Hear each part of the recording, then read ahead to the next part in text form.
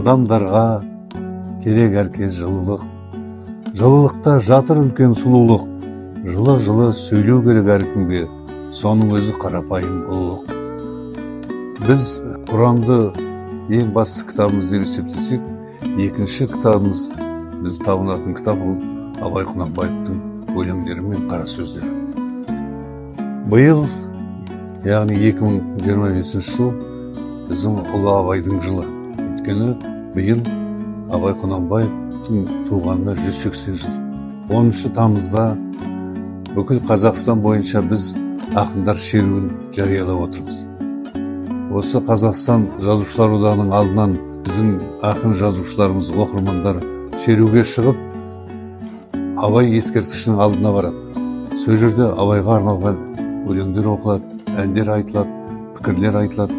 Сондай осы шара бүкіл Қазақстан бойынша өту керек. Өйткені Абайдың ескерткіші біздің барлық облыстардың орталығында бар, аудан орталықтарында бар.